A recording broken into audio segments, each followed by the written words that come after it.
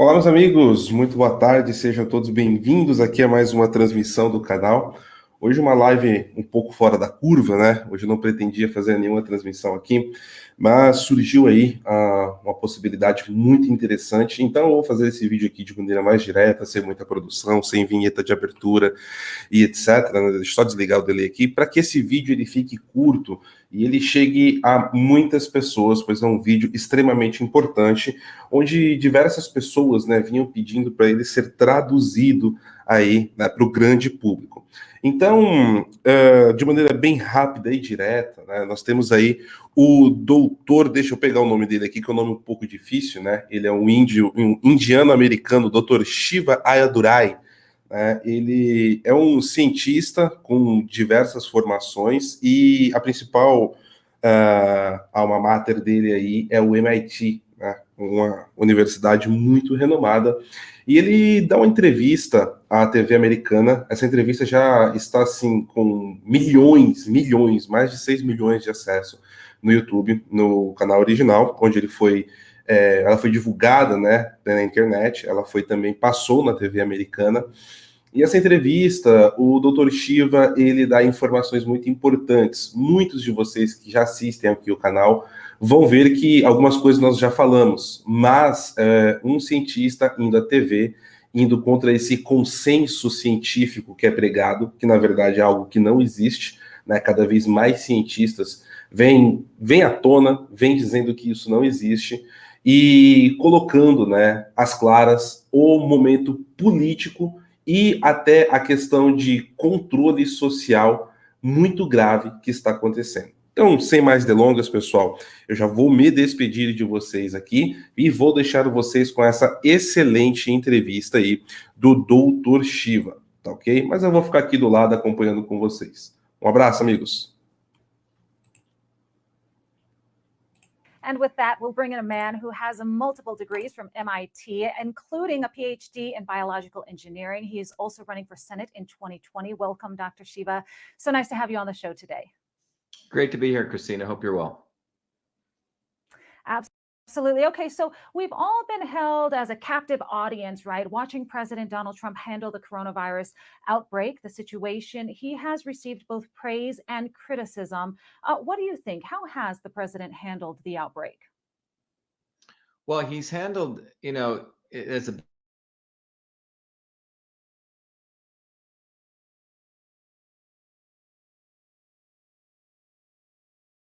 Fauci. And that's what's unfortunate because, the president went through the Russian collusion nonsense that he had to go through. Then he had to go through the impeachment thing, and now he's having to deal with this coronavirus. And unfortunately, this guy Fauci has been in this environment for nearly 4 decades across multiple presidents. And he's essentially embedded into the scientific establishment, which has created an unfortunate lie about the immune system and an unfortunate lie about the solution to something like this called a coronavirus, or more importantly, infectious disease, without any real emphasis, which is a real issue, about the fact that it is a overactive, dysfunctional, weakened immune system that overreacts, and that's what causes damage to the body. And unfortunately, Fauci has not talked about that because the truth of that leads to a solution which has nothing to do with mandating vaccines and shutting down the country. And that's what's unfortunate. Absolutely. And I'm glad you said solution. I'm going to get to that a little later in the discussion. But many people, you are talking about Dr. Fauci right now. Many people are questioning both Dr. Fauci and Dr. Birx when it comes to these models that continue to change and their motives, which you kind of touched on a little bit. What is your take on these doctors that are advising the president and why they're advising him the way that they are? Look, if you look, Christina, at the typical MD, many of them go into wanting to become a doctor out of some noble service. But fundamentally, the medical school education is really a big pharma medical education where the doctor is really trained, if this, then this. And the then is typically a pharmaceutical drug or some harsh medical intervention. Now, if you look at someone like a Fauci and Birx, they're sort of at the top of their quote unquote game, which means they're highly embedded into the big pharma model of medical education and the big pharma model of what the solution is.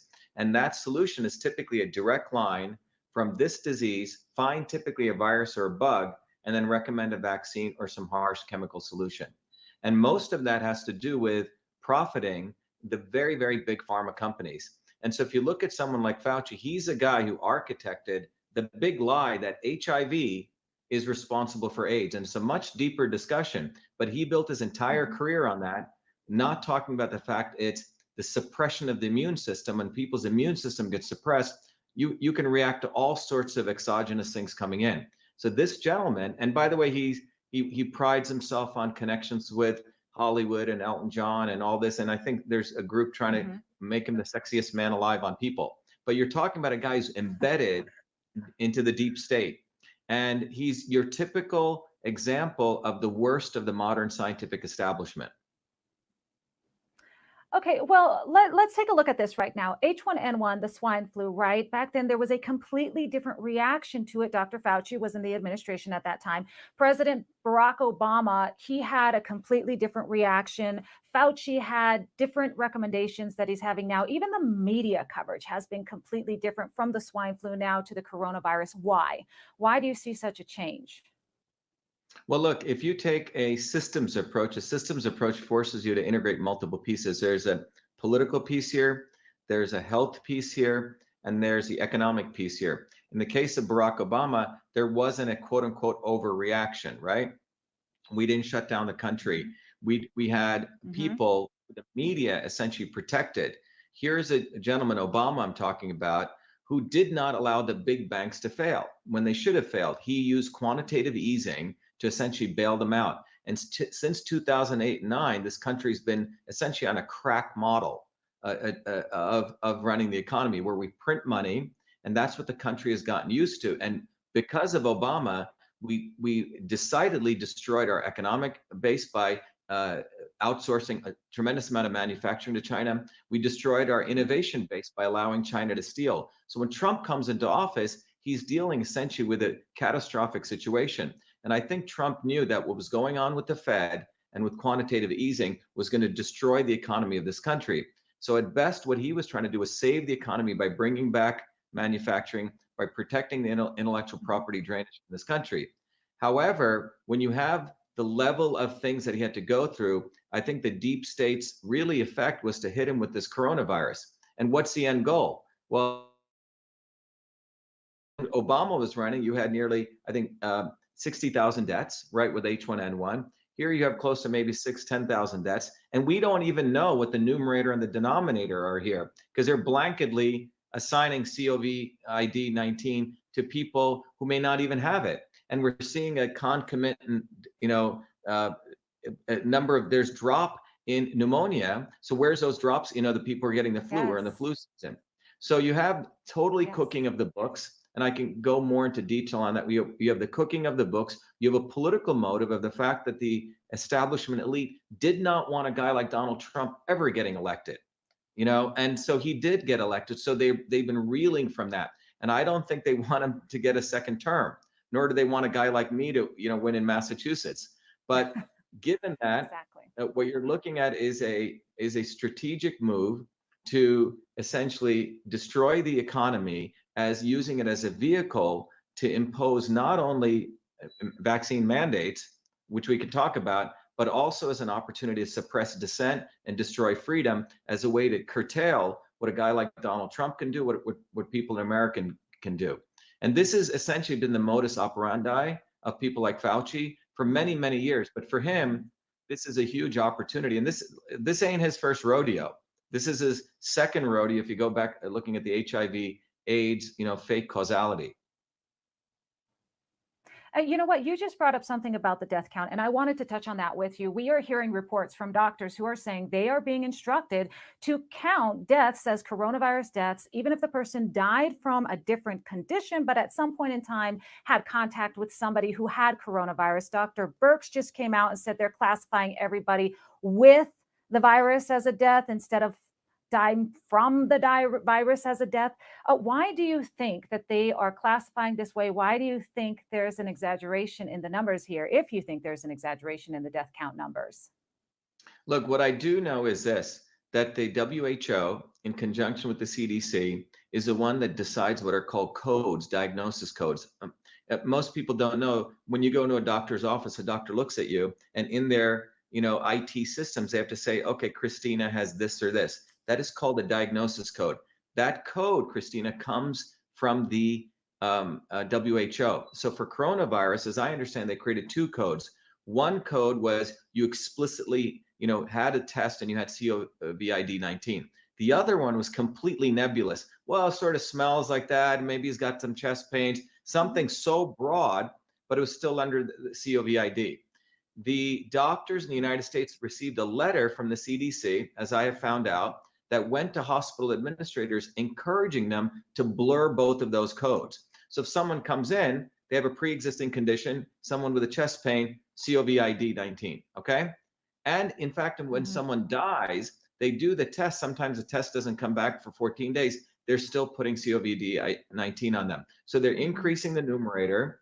And then as far as the denominator goes, we don't even know how many people actually have been infected, because this is, again, a flu type virus. So the denominator could be massive.